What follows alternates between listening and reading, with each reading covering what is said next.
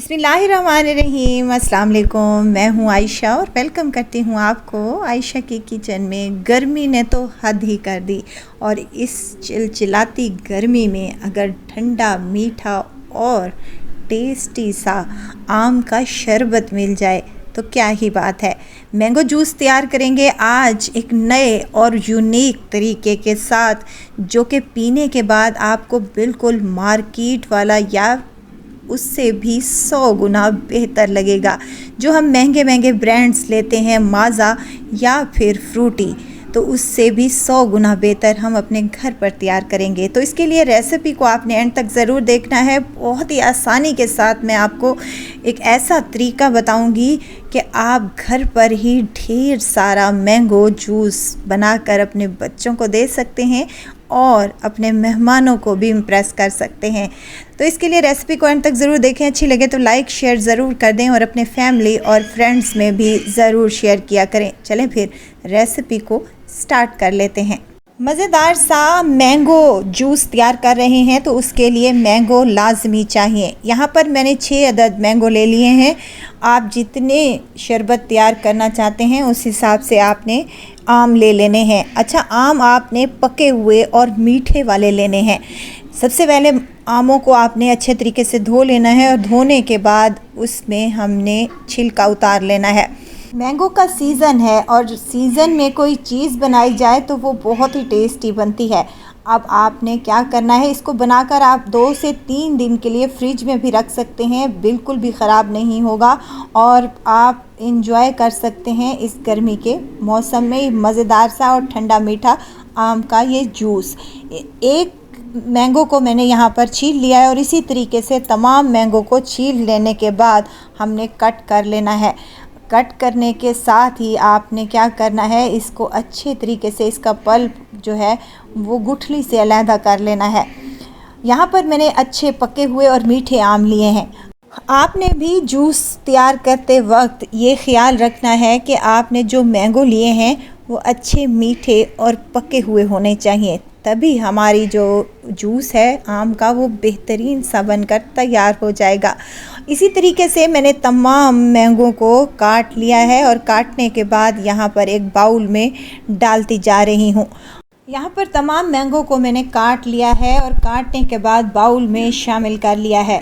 अब हमने क्या करना है, एक ले लेना है जूसर ब्लेंडर जग हर घर में मौजूद होता है। इजीली आप इसमें तैयार कर सकते हैं। तमाम आम का जो पल्प था इसमें हम शामिल कर देंगे और साथ ही मैं इसमें शामिल करूंगी 1 कप चीनी का और थोड़ा सा मैं इसमें पानी भी ऐड करूंगी। पानी इसलिए ऐड करना लाजमी है कि आपकी जो जूसर मशीन है वो अच्छे से चल सके और अच्छे से ब्लेंड कर सके।